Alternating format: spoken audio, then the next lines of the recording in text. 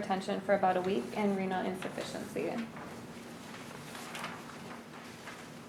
So then going over to the right kidney, measurements on the kidney, images just scanning through, documenting any masses or abnormalities. This patient actually just had a small cyst in the inferior pole.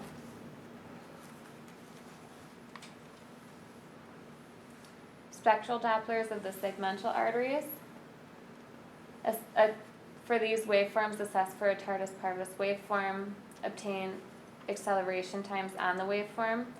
And to get to the acceleration time on our screens, when you go to press your calipers to figure out the velocities on the touch screen, there's a little time slope button. So an acceleration time is taken at the very beginning of systole, so down at the bottom to the early systolic peak.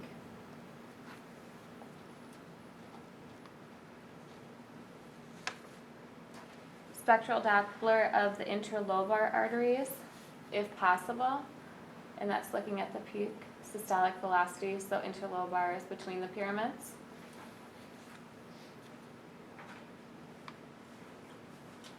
And spectral Doppler of the main renal artery, so proximate and distal. The right is the anterior lateral branch, so it's just coming off here. And then this patient, all the velocities and everything came back normal. She was actually sent home just with different high blood pressure medicine. So an abnormal study is when the aorta and the main renal artery ratio is greater than 3.5. The peak systolic velocity anywhere within the main renal artery is greater than 200 centimeters per second. Peak systolic velocity within the interlobar arteries is less than 15 centimeters per second, or there's a tardus parvus waveform present in the segmental artery. And then typically the acceleration time is going to be greater than 0.07 seconds. I'm confused. I didn't think we were doing segmentals. I thought it was arcuate. Not on the renal artery studies. Oh, okay. Yeah, Arcuates sorry. are for the. Yep. Just a normal renal.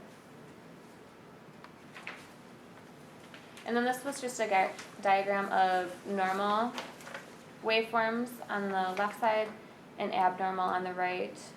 And a main point that this all talks about is the early systolic peak, which is the initial peak that the renal artery has. It's not always the highest peak. And then here you can see the acceleration times kind of getting extended. Some people have suggested when you do your acquisition to get waveform for renals, that you try to have no more than 5 beats in a window. So if you can get 5 or less in a window to look at the actual waveform analysis, that's ideal. So if somebody's really tacking along, you got to try to figure out if you can speed your scale speed up so that you can give us something that's a little bit better, so we can kind of dissect those parts out. But most people, I will tell you, they tend to. It's not subtle when they do their renal artery stenosis. It is that rounded late peak. Different treatments for a renal artery stenosis. Renal angioplasty and stenting. You can have renal artery bypass surgery or a renal endarterectomy. And then I just had a few images for review. So this was just of a renal artery. Most common area for a renal artery stenosis is going to be the proximal main renal artery coming right off of the aorta. And then these velocities were actually 292, so greater than 200.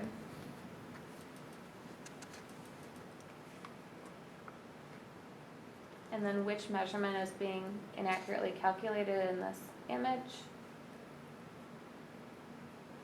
Anyone? The one that's before it, the one before it. What are you looking for? The time for acceleration. Let me go back to it. It's the acceleration time. So it should be on the early systolic peak back here.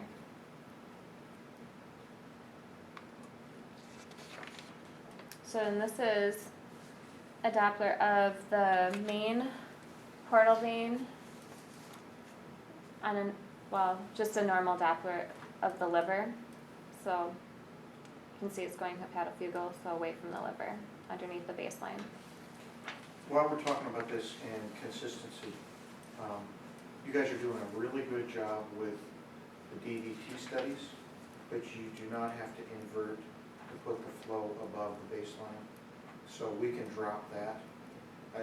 And that will follow what we're actually doing in the main vascular lab, is they no longer did that. That was part of an old protocol. And so I would tell you, and we looked at all that anyway. That's one of the things I always look at all your vascular imaging is what's the direction of flow, and I'm always looking to see if you've inverted the signal or not. So don't invert to bring the baseline, the venous baseline above. Leave it as a negative. That's totally fine. Okay. And then that may actually help them when they get the next eye cable review as well too. Because what I want them to pull is if they saw your scan, they couldn't tell the difference between your scan and the scans done in CPL. Because I don't think you guys are doing that. I think you guys are doing a comparable job, and everybody does a good job. So, and you do very well with below the knee vessels. I think you guys are doing great with gastrocs, the posterior tibs, and the cronies as well too. I think you're doing very well. No, I want to see. I know. And that small vessel clot is sometimes important. Now, what's the one thing that I've been grousing about lately on vessels? Scales. Yeah. So, watch your scale size. The problem we run is people tend to look at arteries and leave their scales and then do their veins, and I get this little tiny portal venous, and I can't tell whether there's pulsatility. And again, I'm looking for non-phasic versus phasic change in there as well, that to see look for normal. So that's why I run a big scale. So same thing in your hepatic veins. So then these next two images were actually in the same patient, but this is getting towards the venous end of a TIPS placement. They were measuring the velocity at approximately 215 centimeters per second. What they had done incorrectly here was the angle was still set at 60, but they did go back and correct it. Velocity was more like 81.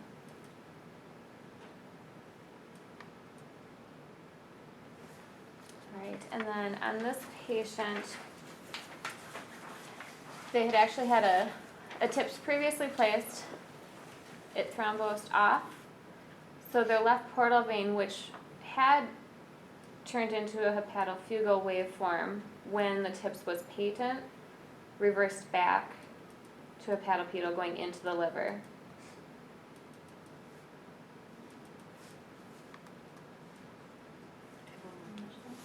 This is the angle correcting on the renal artery studies in the kidney.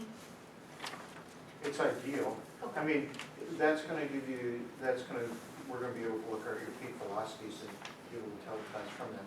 I mean, anytime we do a vessel, we should be looking to give the optimum answer, and that would be my comment there. Is just like every time you look at a mass, you're going to do certain things to tell me whether it's solid or cystic or it's not.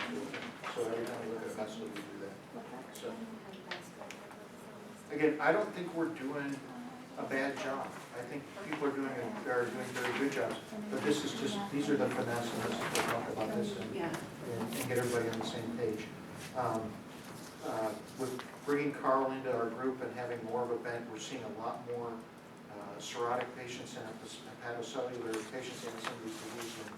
So this whole cirrhosis screening protocol that we've got going on in these types of the TIPS patients, we need to be thinking about that. So and we just do this surveillance. Not only is vascular, but it's cancer risk in all of these patients.